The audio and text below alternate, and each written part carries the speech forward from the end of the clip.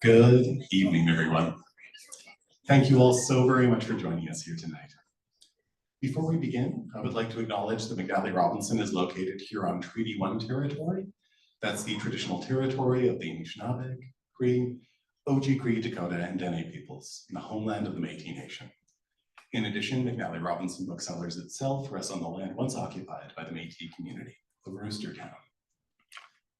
We are gathered here tonight to celebrate the Winnipeg launch of the latest novel from New York Times bestselling author TJ Klune, In the Lives of Puppets, a fact to which you may applaud if you're so inclined.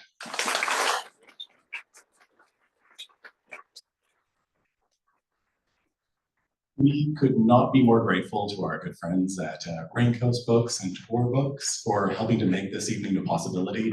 We're so grateful that TJ could come and join us here in Winnipeg, and that all of you could be here to welcome him. I'm keenly aware I'm the last person anyone is here to listen to, so I will just be a few moments with some housekeeping notes, and then I'll turn things over to everybody else. Many of you will have already heard my procedural notes, so apologies. But there will be a conversation that will take place at these stools to my left. Following that, there'll be an opportunity for you folks to ask questions. If you do have a question, please just put up your hand and I'll run over to you with this wireless microphone.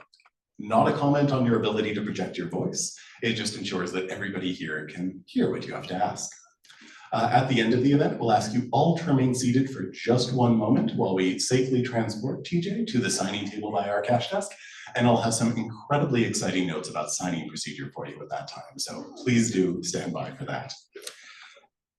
The one thing I will say is that in planning and promoting this event, we've heard from so many people who have been touched by TJ's work. So it's so delightful to be able to bring you all here for this really joyous event and to celebrate this exceptional book, In the Lives of Puppets, where TJ invites you deep in the heart of a peculiar forest and on an extraordinary journey of a family assembled from spare parts. Now, speaking to TJ this evening is my colleague, Sabrina Simmonds. Sabrina and I normally have a very sarcastic relationship, but that said, I will say that her impact on the space and on the people around her is very similar to what TJ accomplishes with his own work when it comes to brightening things up, which is the one very positive thing I will say about Sabrina. She is often described as one of the loudest booksellers at McNally Robinson and can often be found screaming about the next best book. When she's not balancing her time between the bookstore and the Winnipeg Free Press, she's tackling her next craft project or rewatching her favorite Studio Ghibli film. Our special guest this evening, TJ Klune, is the New York Times and USA Today best-selling Lambda Literary Award-winning author of The House in the Cerulean Sea, The Extraordinaries, and many more. Being queer himself, Klune believes it's important, now more than ever, to have accurate, positive, queer representation in stories. We're so thrilled he could be here. Please join us in giving him a very warm Winnipeg welcome.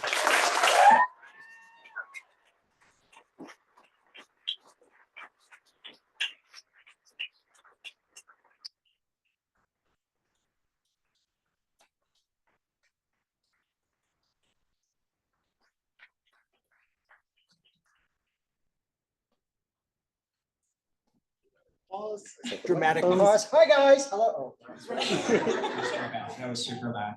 So before we start, and I know that your questions are probably going to be wonderful and amazing and very, very good. This is kind of.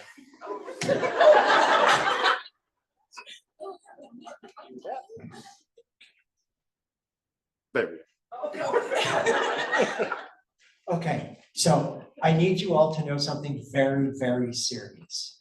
I am here, and I would rather be playing Legend of Zelda: Tears of the Kingdom. So just like before we start, it's totally fine. This is my thing. So you might know I have a Zelda tattoo on my wrist. I've been waiting for this game for 6 years to come out. And then last year, a release day was announced. I was like, yes, this is gonna be so good, May 12th. And then my publisher was like, we're gonna release In the Lives of Puppet on April 25th. And then you're gonna go on tour for like a year. I said, no, thank you.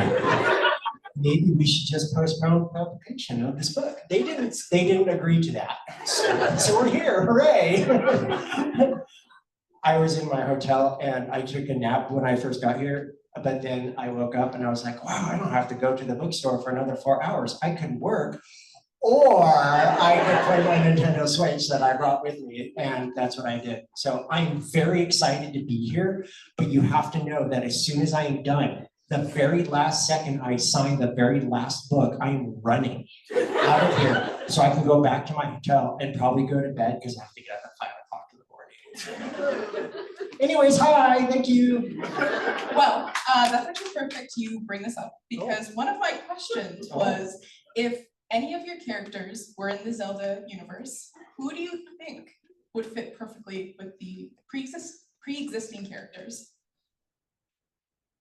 Well, I would want Nurse Ratched. I think that everybody needs a sociopathic nursing machine in their lives to make them feel better and to actually make your life meaningful. I definitely could see her fitting perfectly. Right, well, I've already kind of built those machines in this stupid video game that I'm not thinking about right now. I'm not thinking about it. We should talk about fiction. So we are here celebrating In the Lives of Puppets, which is a phenomenal novel. Thank you. One of my favorites. I do want to know, what were the building blocks that kind of led you in the direction to the book we have now?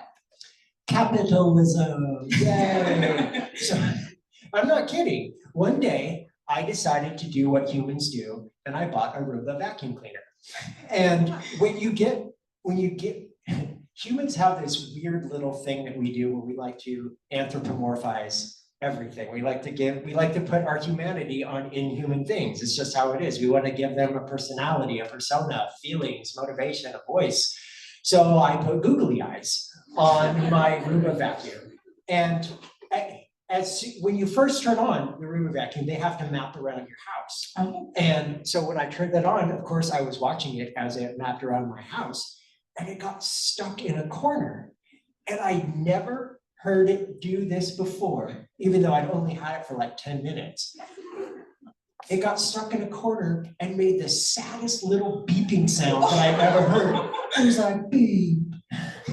And I was like, what? Do you have feelings? What is going on here? His name is Hank, by the way. And, but it's the weirdest thing that's ever happened to me. It's never happened to me before. But as soon as that moment happened, as soon as I bought this stupid little Roomba, as soon as I put googly eyes on it, as soon as it got stuck in the corner, this story just appeared in my head like out of nowhere. I had the bits and the pieces. I knew who Rambo was. He would be a socially anxious vacuum cleaner with a heart of gold. But he would also represent curiosity. He would also represent bravery. He would also represent, I mean, he has the heart and soul of a golden retriever. So that's kind of what I wanted. And then I knew that there would be a nursing machine because I knew I wanted to have a human. And if you're going to have a human who's living in this kind of world, you want something there to make sure that he's healthy as he grows but I knew just in my head, hearing the voice of who would become Nurse Ratched, I just knew she was going to be kind of a jerk, but she was also going to be another facet of the human character's personality. Because where you have Rambo, who is joy, who is discovery, who is curiosity, you have Nurse Ratched, who is cynicism, who is violence, who is anger, who is distrust. And those are all aspects of the personality or those are all aspects of humanity. And so when I created Rambo and Nurse Ratched, I gave them a very simple job. They were going to be the talking cricket, Jiminy Cricket of the Pinocchio story. They were going to be Victor's id, Victor's ego. They were going to be his conscience. Because if you think about it, the voices that we have in our head, those little voices of our conscience, they can sometimes be like Rambo, or they can sometimes be like Nurse Ratched. And we don't necessarily say those things out loud, but to have Victor's personality forming around these two machines, it just seemed right that they would be all these different aspects of humanity. That makes me happy to hear, because those two were my favorite pairing. Whenever they hit the page, I was either laughing, I was screaming because of something that Rambo was doing. Did you have another pair that worked together well while you were writing? I really, in a way, so when I write a story, when I start working on a book, there's something that you guys will never, ever read. I write outlines that are ridiculous. I'm talking 40, 50, 60,000 words. And it's all stuff that goes into a book, but it's also stuff that I will never put into the book. It's just stuff for me to keep me in the story. I know what the characters dream about. I know what their favorite foods are. I know when their birthdays are, but I also know the background and history of two characters that you don't really see interact in the book. And to avoid spoilers, I'm gonna I'll mention them by name, but I won't go into too much detail. That's the Doorman and the Blue Fairy.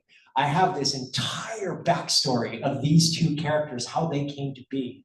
And it goes along with the idea of, is the Blue Fairy good or not?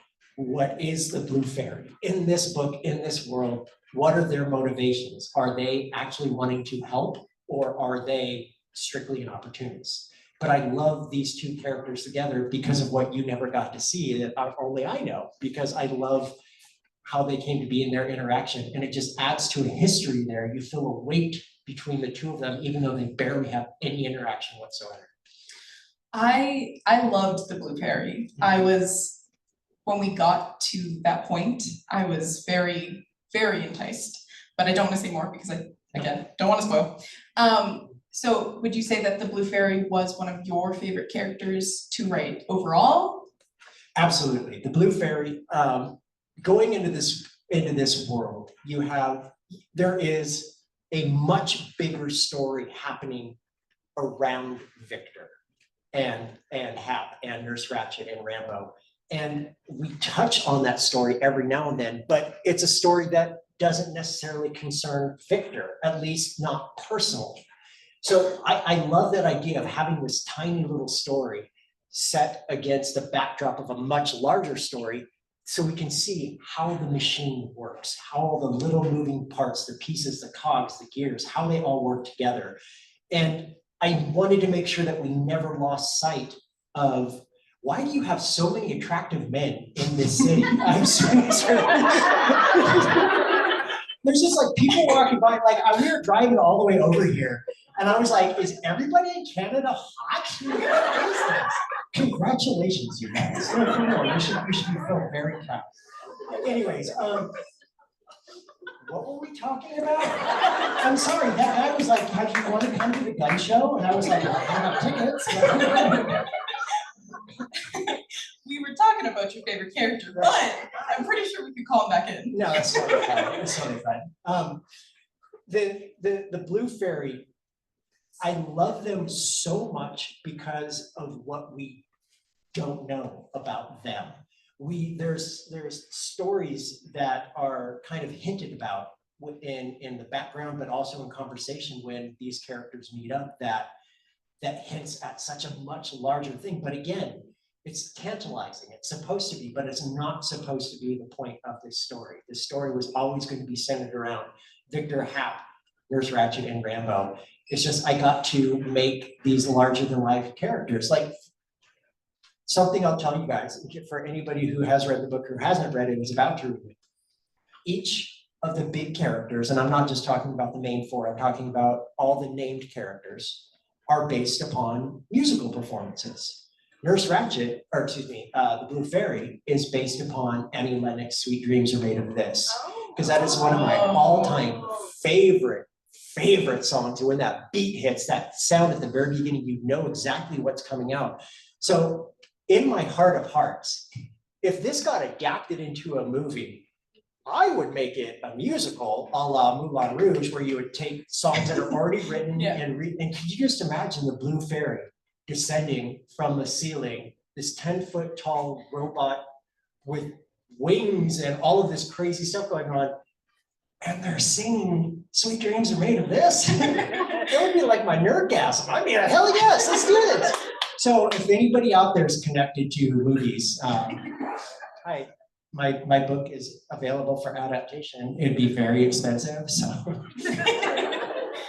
Would you say that In the Lives of Puppets is one of the books you would want to push to get adapted?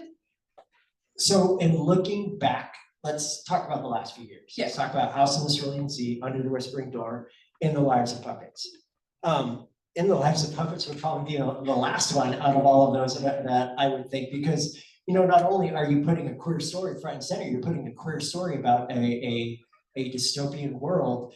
Granted, yes, there aren't that many characters in this, but could you imagine what it would look like going to the City of Electric Dreams, what it would look like seeing the Coachman for the first time? What would that look like, being able to put a queer relationship front and center to a major Hollywood movie whose budget probably has to be anywhere from $60 to $100 million? Yeah. Do you think an executive is going to be like, sure, that sounds great? No, that's not how that works.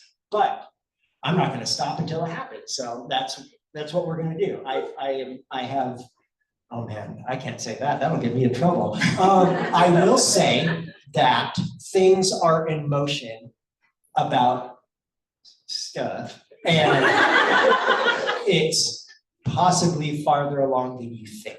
So hopefully soon, one day we can talk about things. And I can tell you all the things that I can't tell you right now, because there's a lot of things I can't tell you right now. I'm thinking them right now, though. So just know that I wish I could tell you. I definitely could imagine this particular book in like a Studio Ghibli animation. Well, that would be, I would want that for Under the Whispering Door, the Oh, House that on the would- Cerulean yeah. Sea, and Yeah. in the Lives of Puppets. That animation house is still one of the few animation houses doing hand-drawn animation. But if we want to put a word on it, call it anime, I guess. Most of that is hand-drawn, and it's Yeah. beautiful, it's gorgeous. You know, Princess Mononoke, Spirited Away, your favorite Howl's Moving Castle, Castle in the Sky is a beautiful, beautiful film. And I would love, could you imagine a House in the Cerulean Sea animated Studio Ghibli adaptation? Or what is the studio that does the stop motion? Leica Studio? Oh, yeah. Could you imagine a stop motion Chauncey? My God, the possibilities are endless. So you touched upon like your favorite characters. Who was the hardest to write? How many of you have read the book already? Okay, how many of you read the acknowledgements? Okay, in the acknowledgements, you are going to see something in there that I hinted at. So I'm going to be very careful with what I say right now. In the acknowledgements, I talked about how this was the hardest book I've ever had to edit, not write, edit. This edit nearly killed me. It crushed me, and not in a good way, because the original draft, Victor was a person with autism. He was a neurodiverse person. The reason I did this is because there is a very awful stereotype that says that people with autism act like machines, act like robots. So what I wanted to do was subvert that. I wanted to show that no matter who a person is raised by, no matter if they're neurodiverse or not, that their humanity can never be denied, that their humanity will always be bursting from them. So I wrote that. I wrote that book. I spent 6 months researching. I talked to people with autism. I talked to parents of children with autism. I talked to medical professionals in the autistic community. I read books and blogs and listened to podcasts all by and for and about people with autism before I ever set to write a word to the page. Then I wrote the book. Last August, we got the final sensitivity reader reports. For those not in the know, sensitivity readers are people that we hire to look at a work. If a writer is writing outside of their lane, so to speak, we hire people to make sure we're doing right. The sensitivity readers are not there to tear apart an author's work. They are there to hold the author accountable. And I want to make sure that you understand that difference. We had 2 sensitivity readers. Both of them came through and said this was one of the best bits of representation they had ever read. It was obvious how much research I had done, the time and energy I put into it, and that they could not wait to share this with their community as representation done right. So did I get everything correct? No, I did not. No matter how much research I do, no matter how many people I talk to, there's still going to be a gulf between what I know and what actually is. So their job, again, was to point out the things I didn't get quite right. In this 140,000 word book, the total combination of their corrections took me maybe half an hour to fix. So I sent the book in. Then came the 3rd sensitivity reader report. who said that this book was offensive, problematic, and not even a person with autism should have attempted to write it. And they said that while not all people with autism are a monolith, that some people will like this book and some people will find it harmful. Some people will find it offensive. So I got mad. But here's the thing, that person was just doing their job. That was what they were hired to do. And they are a person with autism. I am not. I cannot speak for that community. Do I think that they missed the mark? Yep, I do. But my publisher came together and decided that they wanted to listen to that one versus what the other two were. So I had to go back and remove every mention of Victor being a person with autism in the book, and that killed me. That hurt, because to me it felt like I was losing part of Victor. I understand why, and I get what was done, and I will continue to use sensitivity readers going forward if I'm ever doing anything like that. But Victor was an enigma for a long time because of this. I had to figure out who he was and what he meant now that I was taking away part of who I thought he was. And it was rough. It was a rough go. And the thing that I have to remember, the thing that I think is important to remember, is that regardless of intention, I don't live in a vacuum. My books don't exist in a vacuum, which means that if the book comes out and it does harm to the autistic community, that's not what I'd want to do. But at the same time, it's like, where do we draw the line for art? Where does intent matter? Where do we decide that we take the voice and word of one person over the weight and voice of two other people? And I don't know that we're quite there yet to give any sort of reasonable answers to what goes on, but that's just part of what goes on in publishing. It happens behind the scenes, and the publisher knows that I was going to be talking about this because I think it's important for transparency. And also for you to know that for a little bit there, I was really pissed off. I was really upset that this happened to my book, that I had to change my book. But then I was like, do I really think I'm the first person in the entire world to be like, my story, you're ruining my story? No, I had to get over myself. And I did, and I love the book. I love the book how it is. Do I wish it could have been what my original vision? Yeah, absolutely. But I'm pretty proud of how this book turned out. So you walked us through kind of several steps of the writing process and the publishing process and the editing process. What would you say is probably the hardest part of the process in general? So I do this thing. I have ADHD, obviously. You could probably, everybody here is like, yeah, duh, we can see you twitching within an inch of your life. I work well by instruction. So in editing, when your publisher sends you, when you first start edits, how editing works is your publisher will send you a very nice long letter that's usually about 10 pages long, saying, here's what I really loved, here's what I think needs work. Now, go do it. The second round is the line edit round, where the publisher or the editor will go in and put comments on each thing. And I'm like, oh, that works better because I know what you want me to fix. When they're like, you need to, this is what I consider this when you're rereading your story and working on the changes. I'm like, but every word I put in there is perfect. What are you doing? Why would I need to change anything? If I put it in there, it's obviously because I want it to be in there.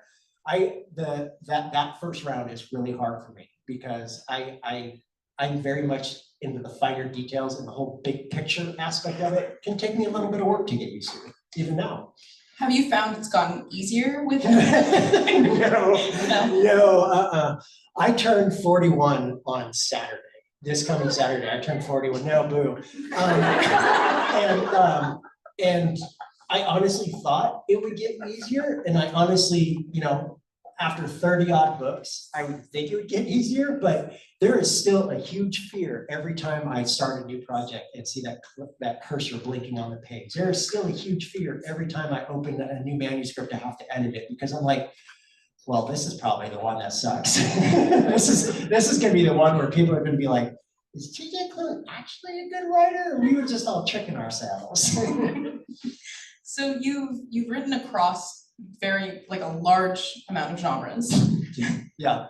Do you have one that you enjoy the most? Is there one that you will never want to do again?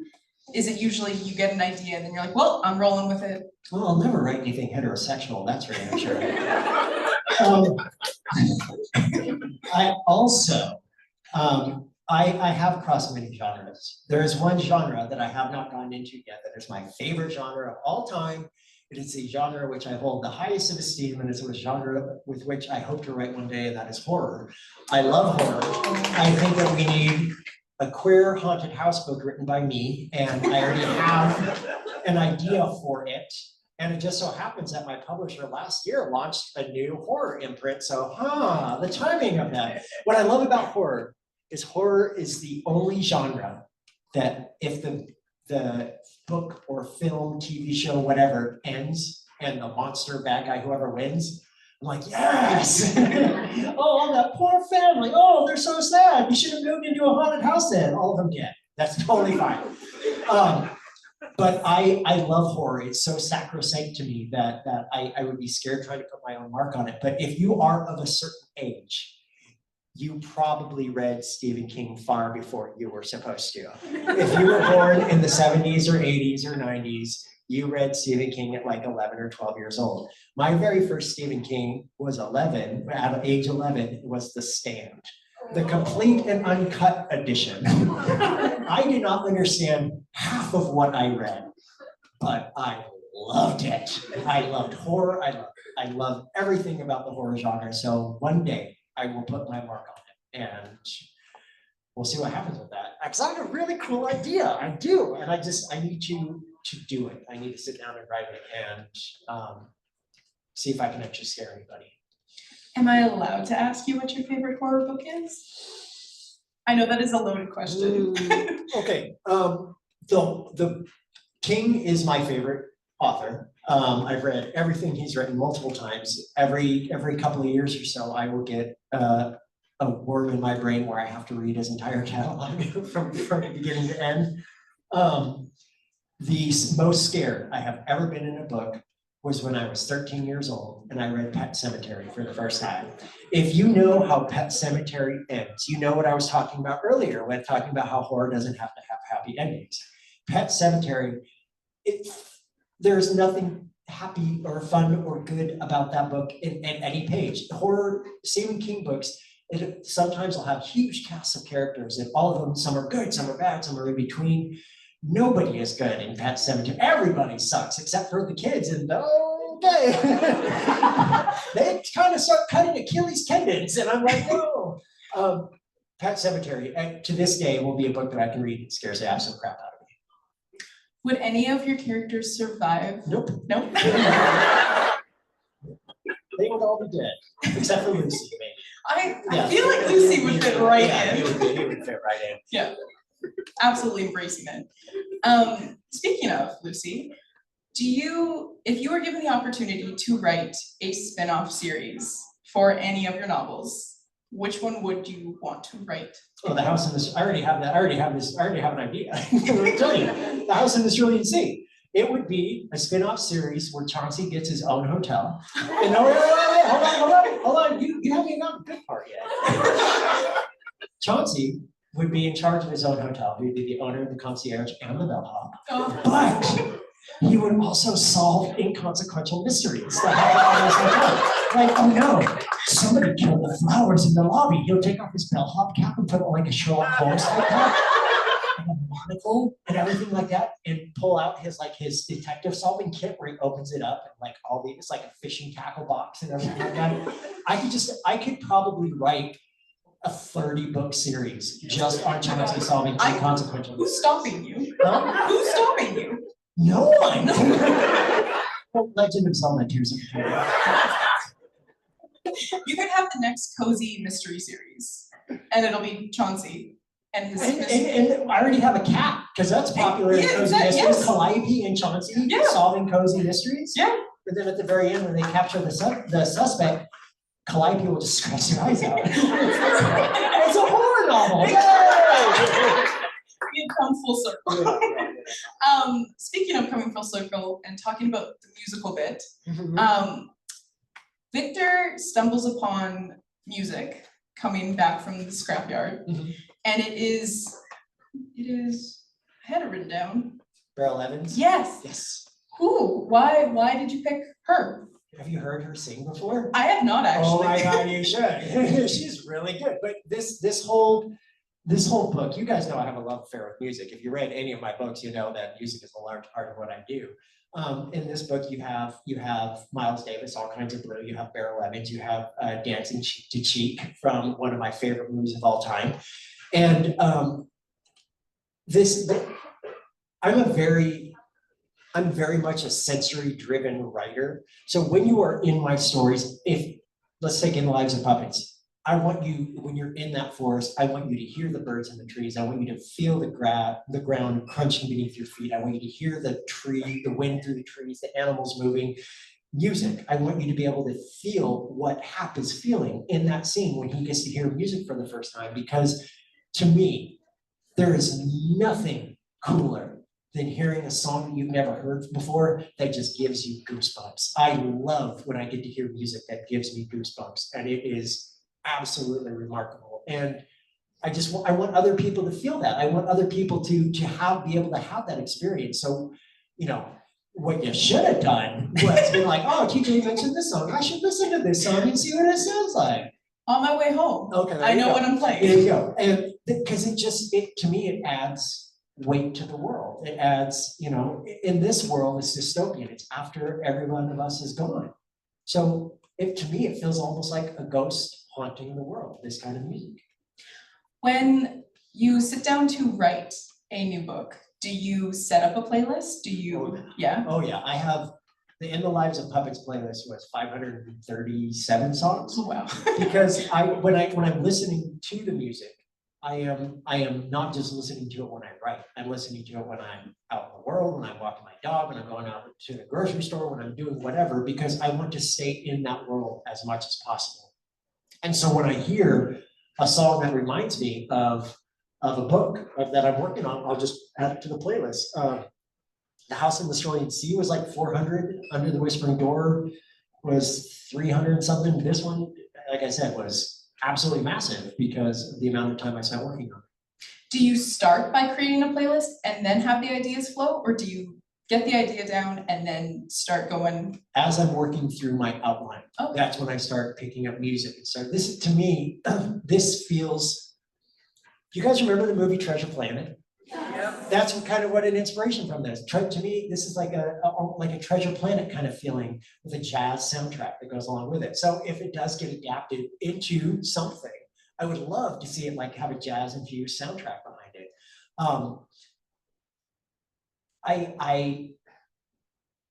I want more people to appreciate different types of music. In the House in the Cerulean Sea, we have the old-fashioned kind of music. In this one, we have, yes, it's more old-fashioned, but jazz is so wonderful because jazz is happy, it can be punchy, it can be fun, but it can also be dark and angry, it can be sexy, it can be slinky. It's all these wonderful facets of jazz that I just wanted to include in this book. Geo and Victor and Hap. I talked about how the coach or the Blue Fairy was represented by this. Geo, Hap, and Victor are all different forms of jazz. That's their inspirations, different kinds of jazz music. Glad you brought them up, because how do you come up with your characters' names? I found it very interesting in this one because some of their names end up meaning something else. Mm-hmm. But how do you do it? Okay. So would you believe me if I told you that I didn't know that I was writing an homage to Mary Shelley's Frankenstein until there was a scene in which Rambo said, "It's alive, it's alive." And I was like, my main character's name is Victor. Oh, Victor Frankenstein. God, I'm so smart.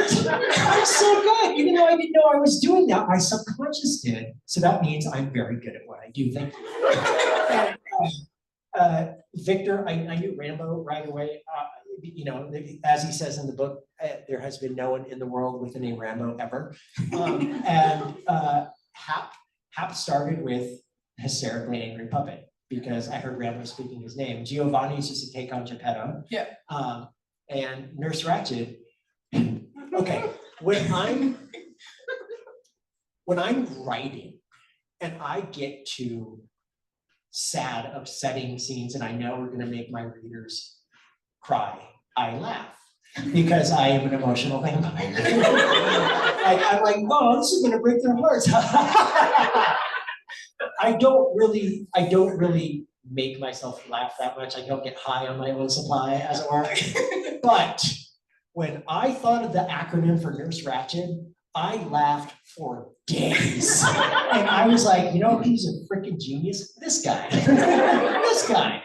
Because Nurse Ratched stands for Registered Automaton to Care, Heal, Educate, and Drill. And she is also, you know, her namesake from One Flew Over the Cuckoo's Nest. And I just, sometimes those little moments just pop up when it happens. And I wish I could tell you that it took a very long time for me to think of that acronym for Nurse Ratched.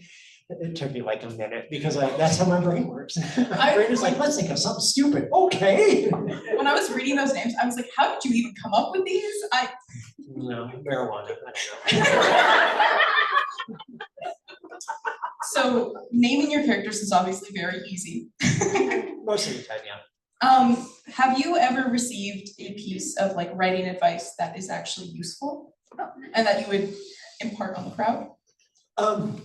So a little while back, before I nuked my Twitter account from orbit, because I will say I have some semblance of how to know how it feels to be a woman on the internet with some of the direct messages that I get from enterprising readers who are like, I love your book, nudity, and here you go.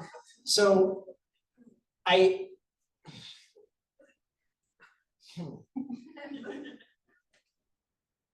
What's your question again? I was just thinking about the time that one guy said, I really like the house in the Cerulean Sea. Can I see a picture of your feet? And I was like, writing advice that you actually found useful. Don't ask authors for pictures of their feet. But no, before I knew Twitter from orbit, I saw, I'm not gonna name and shame, but I saw a very well-known author posting online about how they don't have time to read anymore. And I cringed so hard. If you want to be a writer, you have to be a reader. You have to be a reader. As a matter of fact, you should be reading as much, if not more than you write, because reading is extraordinary. It is amazing, but it also shows you how words work. It shows you how words go together. It shows you how to find your voice. And I want to do something here that I try to do every time I give one of these talks, because I know that there's probably a few people in here who will understand what I'm saying, but not just fiction. Okay, I want to make sure you guys are clear on that. Not just fiction and not just nonfiction too. You know, there's another form of reading entertainment that a lot of people frown upon because they think it's somehow lesser. That's fan fiction.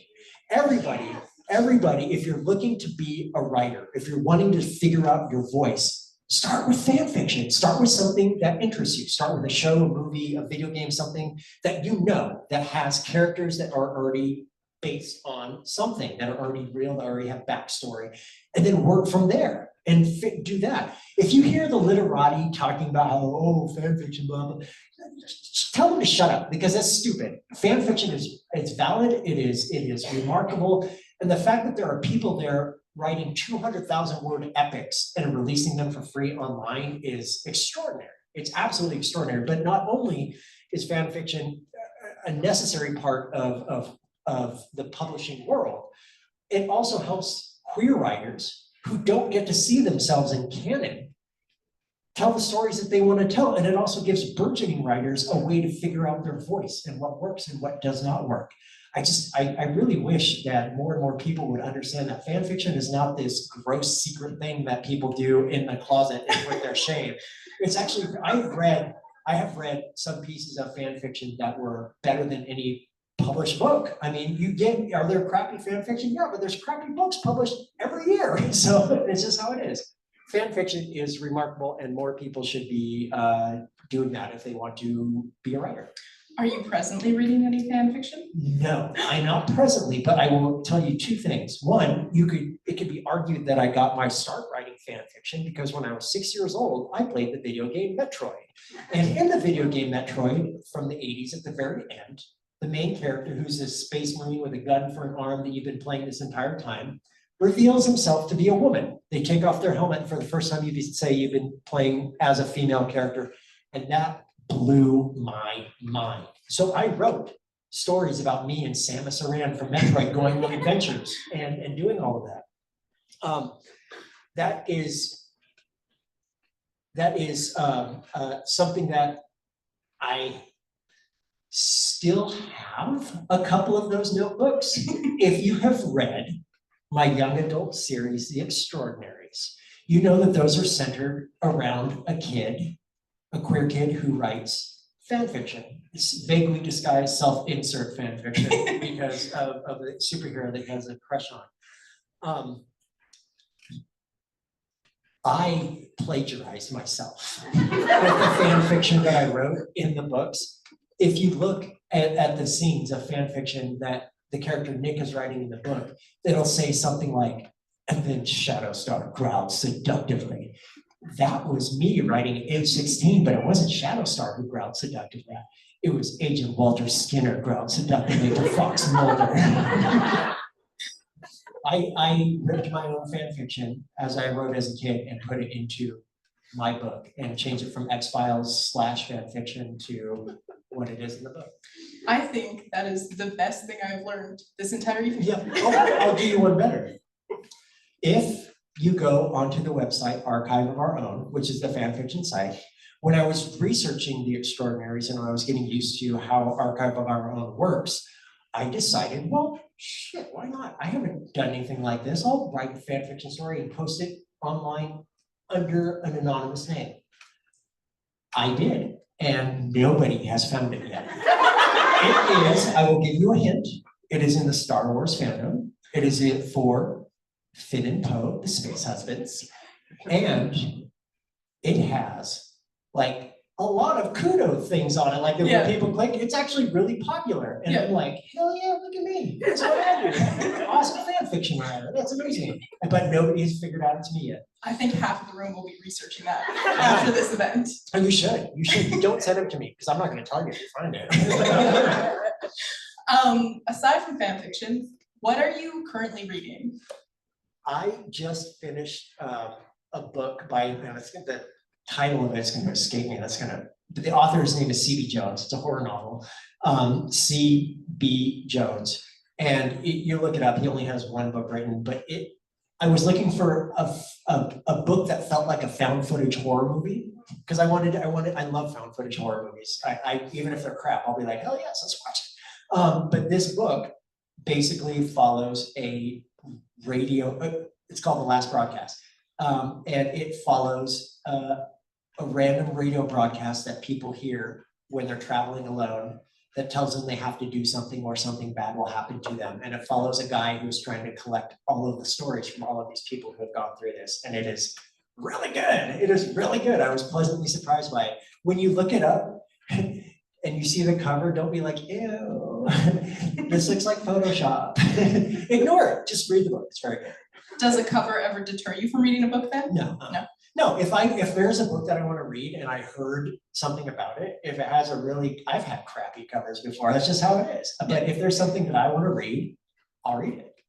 Because the cover doesn't look like anything, because it's the author's words, it's the intent. I know that cover snobbery exists, and I think that if we look at my covers now, you'll be like, hell yeah, look at this guy.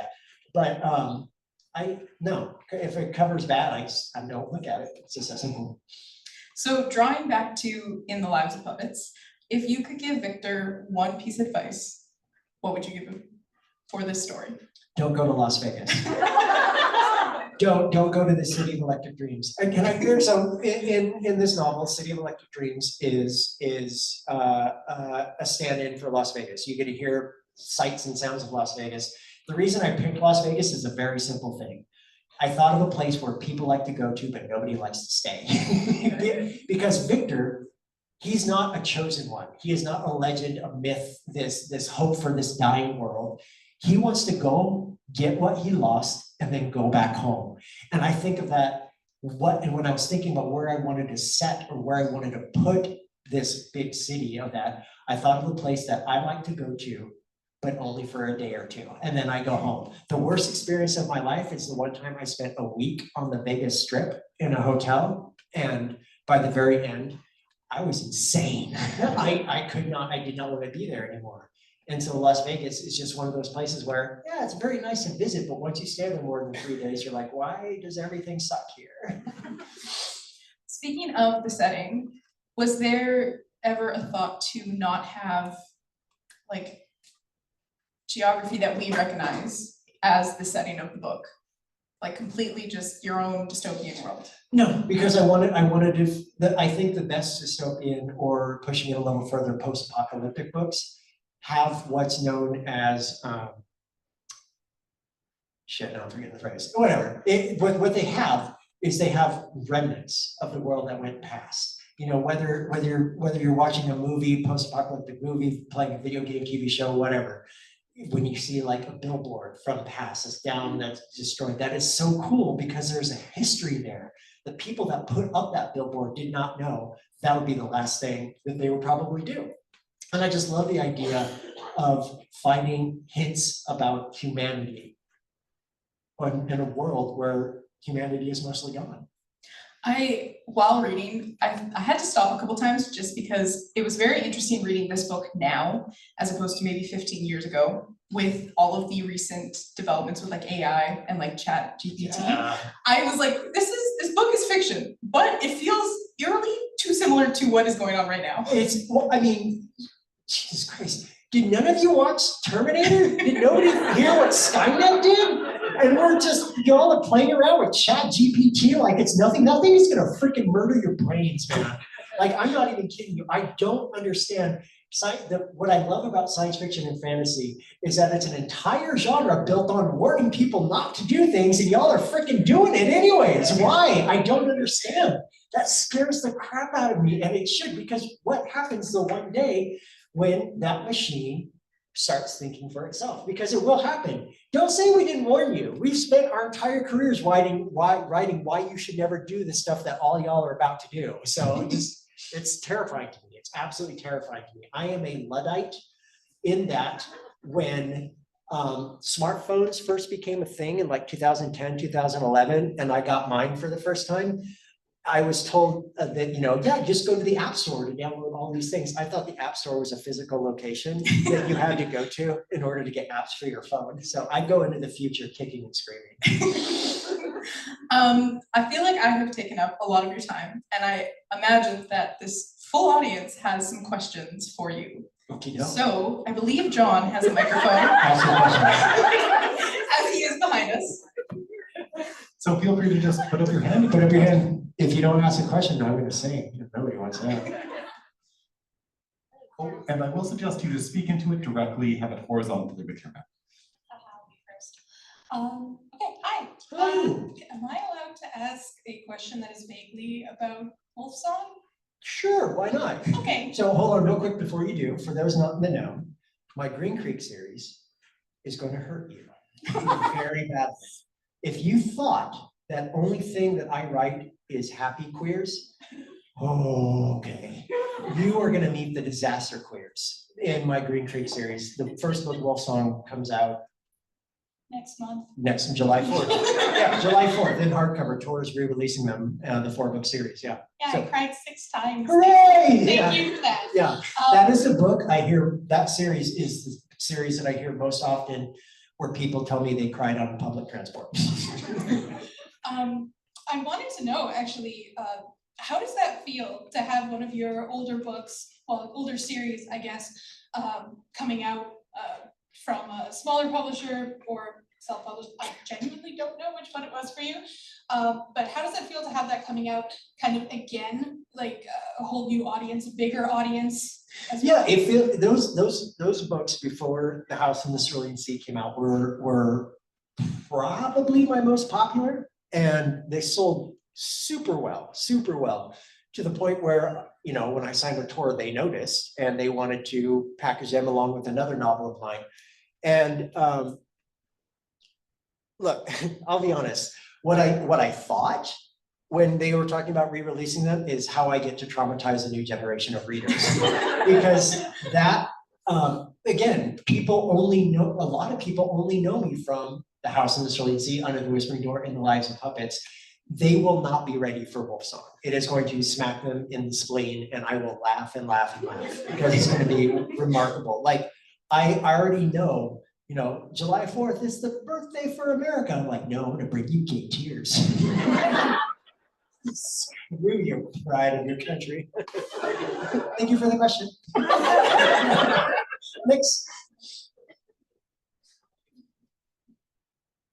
Hi, so just a question about, you were talking about how the hardest part is that first editor response. Yeah. So in your experience, what's helped you de-escalate the rage, like the initial reactions of seeing that response? My editor herself, her name is Allie. She is the best editor I've ever worked with.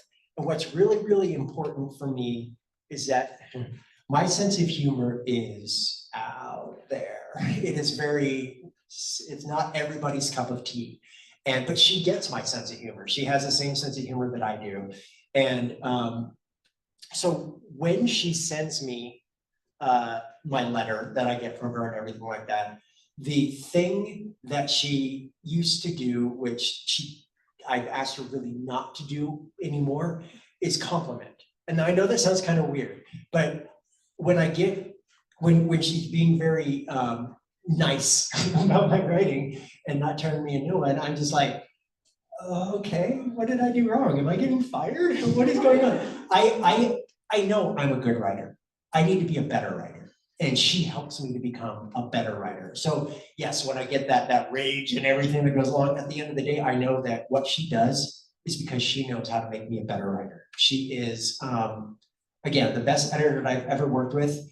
And 99.9% of the time, if we disagree on something, she's right.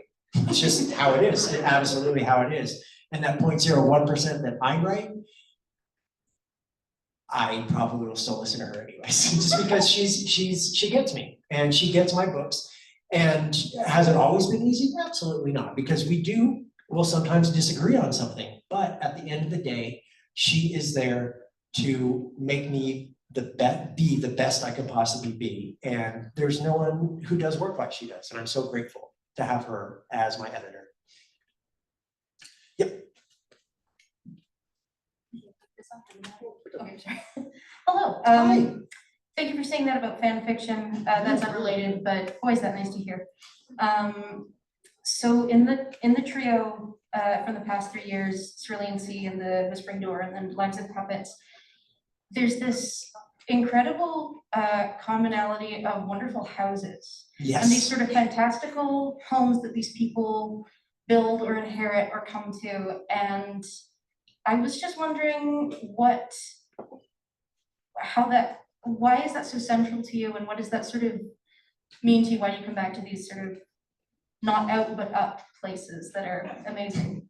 So the house in the Cerulean Sea, the house or the island, we can go as far as say, was always meant to be a main character too. It was meant to feel lived in. Since we were going to be spending the majority of the book on this island in this place with these characters, I wanted to make sure that when the reader got to this place and started learning about how the island was and looked, that they felt that they were right there along with the characters. Under the Whispering Door took that one step further because 99% of that book takes place in one location, and it's a tea shop. It's not big, it's not anything like that. So if I didn't make the tea shop a character itself, it would start to feel too suffocating for the reader, because you can feel, if you don't change the locations in a book and you don't give the location that you're in life, make it feel like a real living, breathing thing, the walls start to close in on the reader. It can feel claustrophobic. But when you give this 3 or 4 story tea house a different look, a different style, different floors that have different things on each of the floors, it actually feels like there's a progression in the story. The house becomes part of the background of the story. In the Lives of Puppets, I wanted to do something just a tiny bit different. I wanted to give you the happiness and the joy and everything found at the end of in The House in the Cerulean Sea and Under the Whispering Door. I wanted to give that to you at the beginning so I could take that away. So I could be like, oh, you like this? You liked how it looked? Well, guess what's going to happen now to it? you just spent chapters and chapters in this lovely idyllic little forest and burn it down.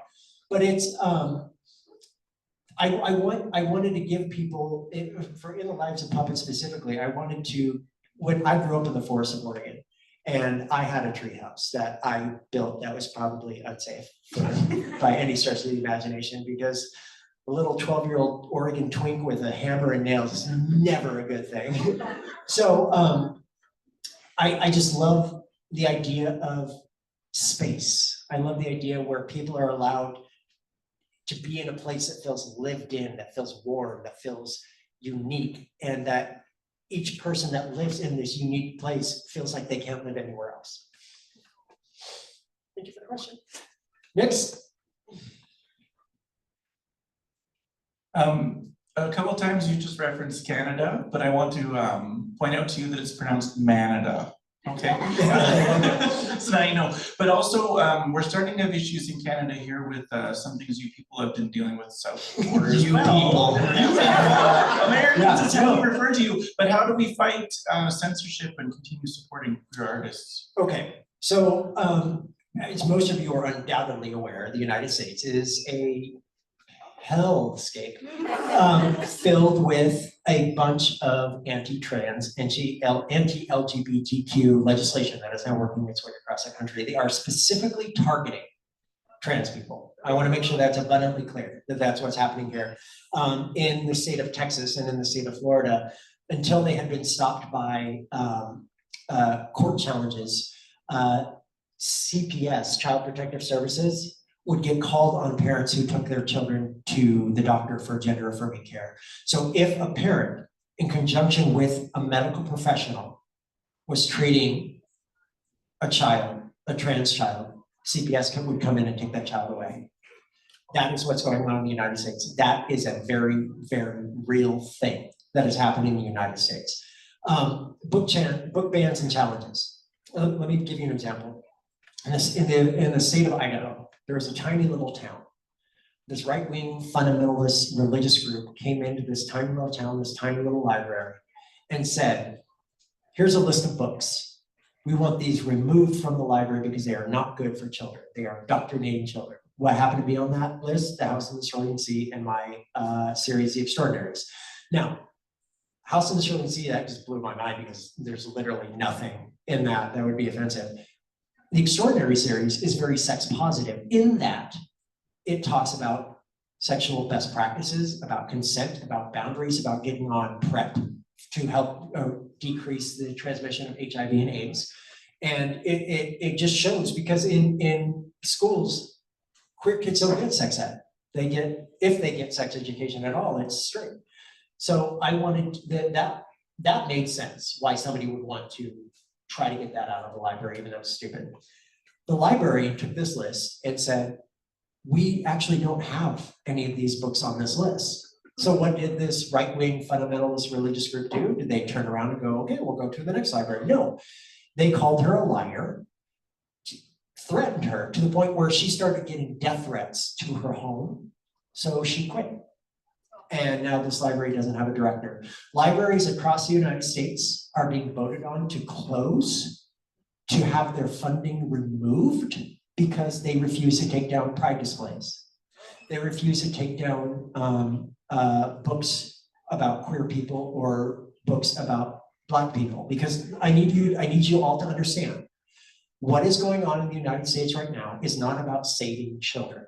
It is about homophobia and racism, pure and simple. The American Library Association last year released a list of the top 10 books challenged and banned in the United States. Every single one was LGBTQ. 2 of them were by Black authors about the queer Black experience. But that just goes to show you what is going on. So what can we do? Well, we can scream from the rooftops that this is stupid and unfair and blah, blah, blah. But what really matters and what really counts, and I can't speak for you guys here because I'm obviously not Canadian, but I know what we need to do in my country, and that is vote. We have to get these people out of the country. And what's really, really cool and what's amazing about what's going on in the US right now, in response to this, Gen Z, the young crowd, the young people, the kids that are coming up right now are furious. about this to the point where it has started to actually scare the Republican Party, where now they're starting to talk about, well, maybe the voting age needs to be 25 instead of 18. Or we need to figure out a way to take over colleges and schools so we can indoctrinate the children. We need to stop sending them to woke colleges, because when they go to college, they start to lose their conservative values. And it makes you wonder, why do you think that is? Why do you think when they go out into the world, they realize that the way that they've been taught and raised is absolute BS?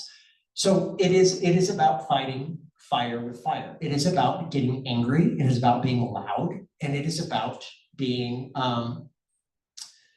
such a thorn in their sides that they realize that they should never mess with the queer community to begin with. And frankly, I'm a little bit pissed off that more of my books haven't been banned or challenged.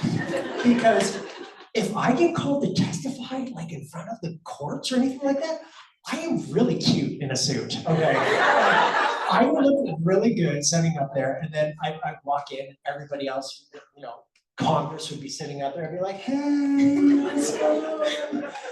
This is Armani. But they're gonna lose. Here's one thing that I've learned. I have been able to go and talk to schools and kids across the country, across the United States. Here's what I've learned. One day, and one day soon, all of the old white people in power will be gone. And who's gonna replace them? The young people who are coming up right now to make the world the way it should have been, welcome and open for all.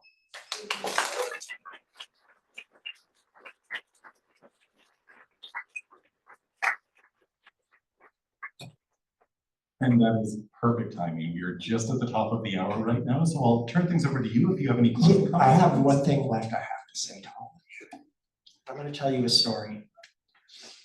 It shows the power of intent, the power of words and everything like that. This is how I usually end my talks, because it's probably the best, one of the best reader interactions I've ever had. So I want you to imagine, this is deep in the pandemic. So we're talking like 2021, around there.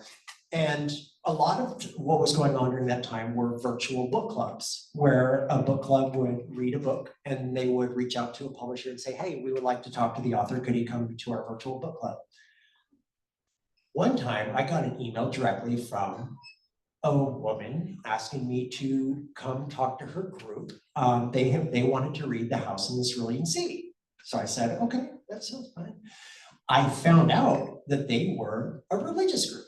I found out that they were actually a church group. Not just any church group, they were a Southern Baptist church group.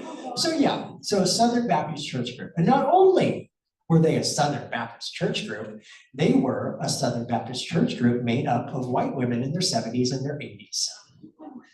So I get there and I go online and there's row after row of older white women staring at me. And they were nice, they were wonderful, they were awesome, they were amazing, except for one.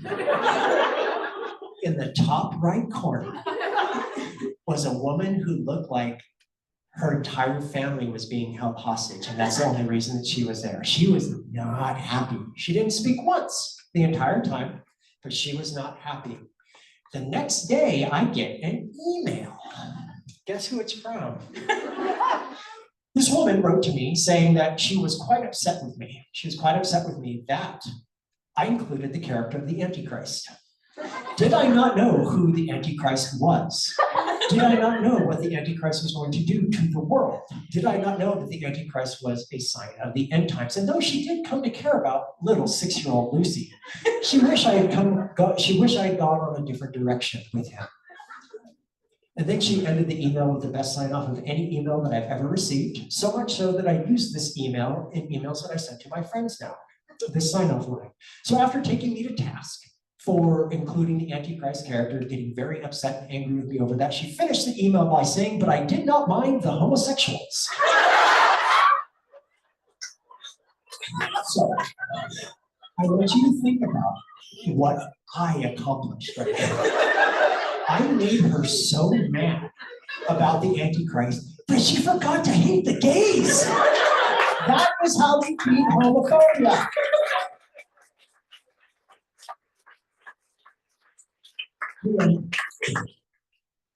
Everybody, please applaud for Sabrina. For that.